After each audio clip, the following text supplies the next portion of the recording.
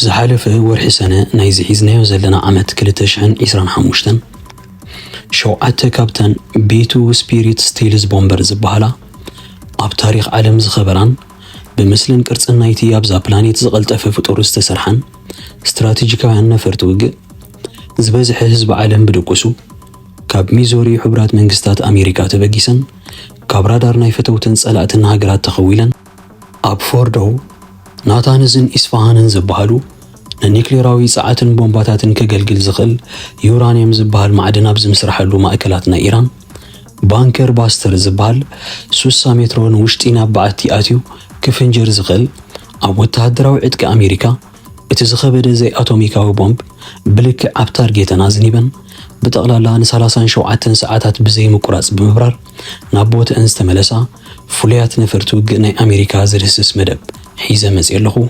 ሰናይ ምክትታል ኣብ መወዳእታ 1970ታት ኣሜሪካ ምስ ሕብረት ሶቪየት ኣብ ከቢድ ወጥሪ ናይ ዝሑል ኪናት ኣትየን ሓድሽ ኣጽዋርን ነፈርትን እናሰርሓ ንሓድሕደን ይተኻተኻሉ ኣብ ዝነበራን ህዝቢ ዓለም ብሓፈሻ ድማ ሎሙዶ ጽባሕ ሳልሳይ ኪናት ዓለም ይጅምር ኢሉ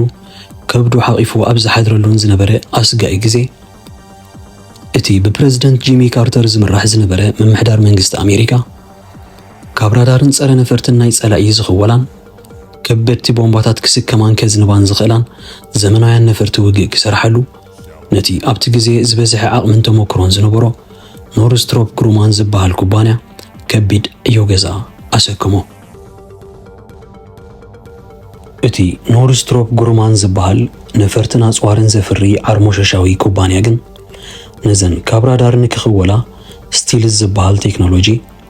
بتوسخون ناي رادار ጮራታትን ንጥረ ነገራትን ከምክና ዝኽእለን ፍሉይ ቅርጽን ዲዛይን ናይ ክንፍን ዘድልየን ነፈርቲ ንምስራሕ ዝስገር ዘይመስል ከቢድ ዓቐብ ዝመልኦ ቴክኒካዊ ግድል ይኮይንዎ እዚ ማለት እዚ ሁሉ ዝጠቐስክዎ ነገራት ንምምዕባል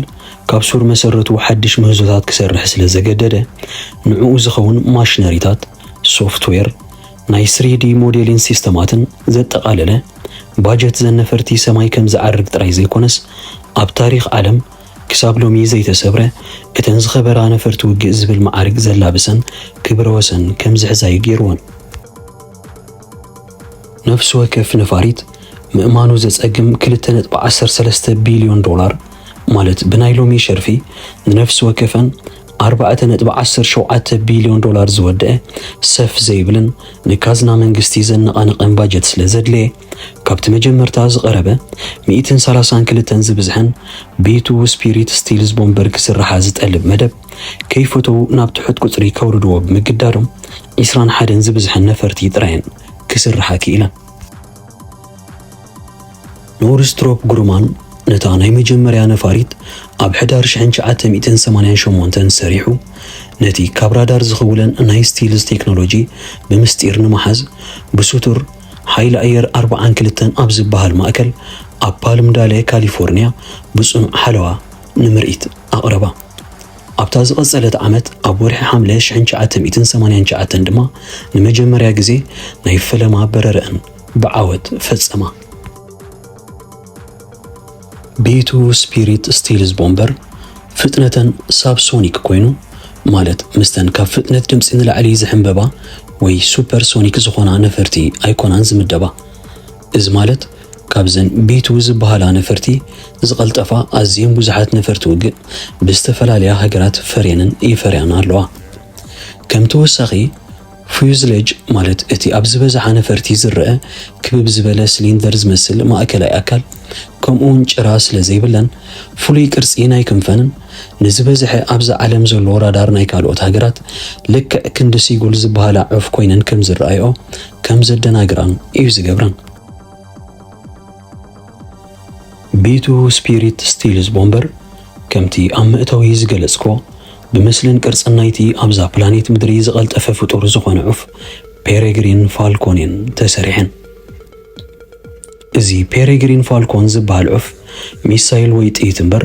ፍጡር ህይወታዊ ክትብሎ ብዘጸግም ናህሪ ኣብ ቋሕሰም ካብ ዓይኒ ክሽረብ ዝኽእል ዑፍ ኮይኑ ኣብ ሰዓት 380 ኪሎሜትር ብዝበጽሕ ፍጥነት ካብ ሰማይ ንመሬት ክንቆትን ከምኡን ንጎኒ ክስወርን ይኽእል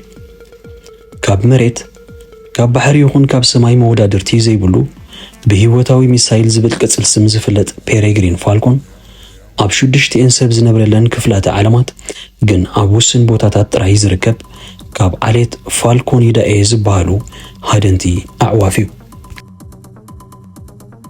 እዞም ኣብ 20 ክፍለ ዘመን ማለት ካብ 1900 ክሳብ 2000 ኣብ ዝነበረ ዓመታት ብሰንኪ ዲዲቲ ዝበሃል ንመጥፍኢ ሓሳኹ ዝተነስነሰ ኬሚካላትን ካልእ ጸረ ባልዓትን ዳርጋ ሙሉእ ብሙሉእ ሓደጋ ምጽናታን ጸላሊዎም ዝነበረ ኣብ ሕቖኦም ዘንጸባርቕ ሰማያዊ ሕብሪ ኣብ ርእሶም ድማ ደባን ጸሊም ሕብሪ ዘለዎም ኣዕዋፍ ካብ ዓሌታት ፋልኮን ምስቶም ዝበርትዑን ዝገዘፉን እዮም ዝስርዑ። ኣብ ጫፋቱ ኣዝዩ ቀጢን ዝኾነ ረቂቕ መንገብገቦም ብክቱር ናህሪ ንኽሕንበቡን ሃንደበት ንኽዕጸፉን ዘኽእሎም ኮይኑ ኣብ መጀመርያ ናይ በረራ ዕድሚኦም ነዋሕቲ ክንቲት ዘለዎ ሰፊሕ መንገብገቢኦም ዝውንኑ። ፔሬግሪን ፋልኮን ብናህሪ ኣብ ዝንቆትሉ ግዜ ብመተንፈሲኦም ዝኣቱ ንፋስ ንሳንቦኦም ክትኩሶ ዓብ ተኽእሎ እኳ እንተለዎ ኣብ ልዕሊ መትከቢኦም ዘሎ ቦኒ ቱበርክሊስ ዝበሃል ዳርጋ ከም ኣፍንጫ ዘገልግሎም ህዋስ ግን ንዝኣቱን ዝወፅን ኣየር ብምቁፅጻር ብዘይ ጸገም ንኽሕንበቡ ይሕግዞም። ኢንጂነራት ናይ አቪዬሽን ማለት መሃንድሳት ናይ በረራውን ነፈርቲ ኣብ ዝበራሉ ግዜ ናብ ጀት ኢንጂን ወይ ሞተር ንዝኣቱ ኣየር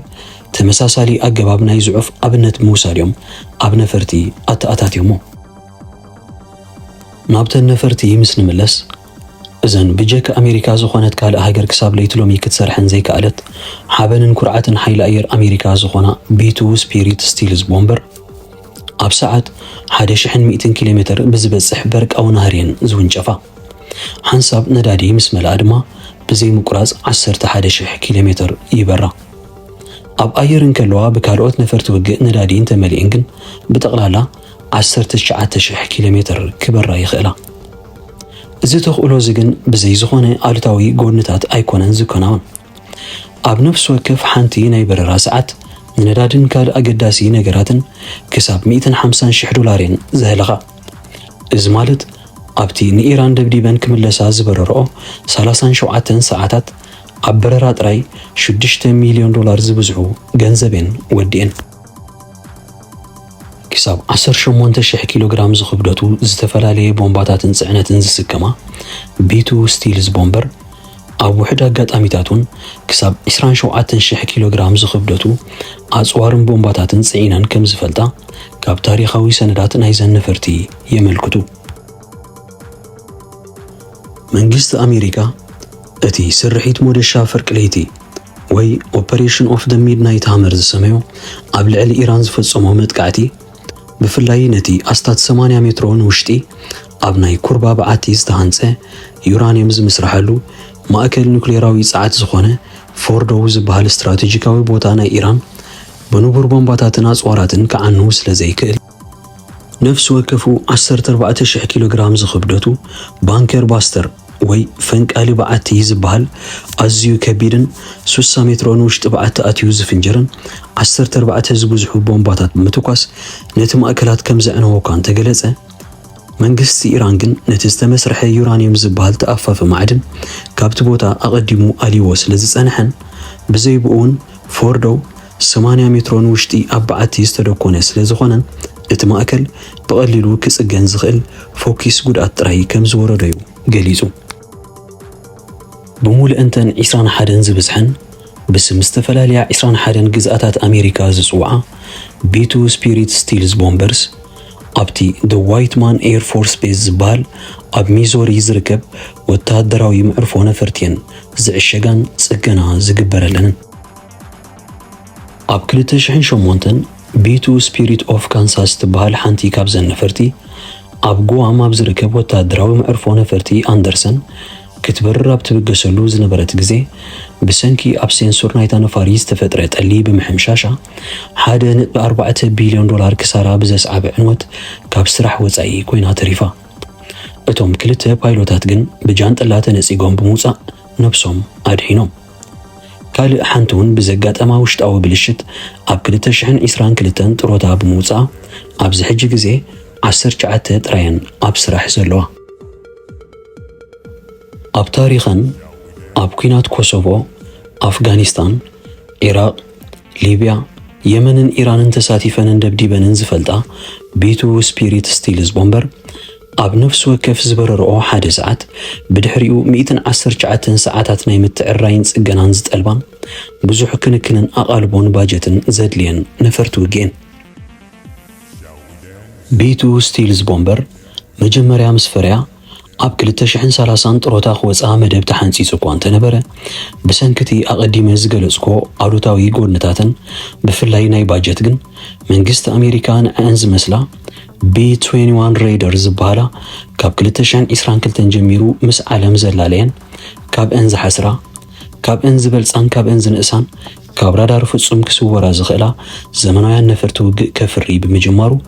قدمتي استمدبه غزي سرحندو كبلا خمس خلا يقمت GBU 57 AD وي MOP مالت ماسيف أوردنانس بينتريتر زبال كاب كله أصورات منجست أمريكا اتزخبده أستات 14,000 كيلوغرام زخبدوتو بومب بجاكا B2 سبيريت ستيلز بومبرن إذا زمناويت B-21 ريدرن زخونت كالئ نفاريتو كتسكمون كدربيون أي تخيلنا حاده كاب أقرمتي حقتات بزعبا زنفرتي أب هندي استولدن دحيرو ناب أمريكا مسيو تمرتو زمن أمسنا أزن بيتو ستيلز بومبر زبالا نفرتو عبت راس تسعوتن هنداوي أمريكاوي نوشير قوادع زمحاللون زفرملون على ماسيحيتو بجنزب تتاليلو سلياوي حبريتان كالوت هاجرات كيبس لسترخبه بفلاي نچاينا بزهابو أقداسي سلياوي ناي تكنولوجي حبريتا كاب رادار زغولو فوليات ناي كروز ميسايلات كتسرح سلزخالا أب كلتشحن 11 نسالاسان كلتن عمتات صنعو مأسرتي تفريدو أب إسر بيت يركب قال خابتن كاب محابريتا استقبلا هاجرات جرمن سويزرلاندن إسرائيلن يركبان بيتو سبيريت ستيلز بومبر بفتنة أو وشتي وحد ساعات كاب حادي كفل عالم ناب كالي كفل عالم كبس حازق كوينن نابنت نجماجم بحري هاجرنا إيرترا كابراس كيسار كسابراس دميرا أب وشتي حاد ساعات كبصحوه يخلا بتوسخون زن بيتو سبيريت ستيلز بومبر زبالا نفرت وج اتن انكو سلسته نجرات كتقلا زخلا مالت استات 10 كيلوغرام كبدت كسكما زخلا رادار كدناغران كمون نوع كبر زخلان نفرت وجين اب تاريخون اتن بزي مقراصن 44 ساعاتن افغانستان بمبرار نزنوحه ساعات اب سرحيت استساتفا نفرت وج تبايلن كبر وسن حيزن يركبا بيتو سبيريت ستيلز بومبر نتا قدم قرب عمتات استسرحت كابيتين مارفل حويسكا اب كلوفر فيلد ايرون مانتو رامبيج إنديبندنس داي شين غودزيلا زبلا ناي هوليود فيلمتات سلازلوا بقعتن بخفيل كتكتاتلو تخلو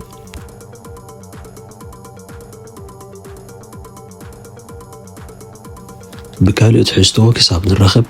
سلام نخلكم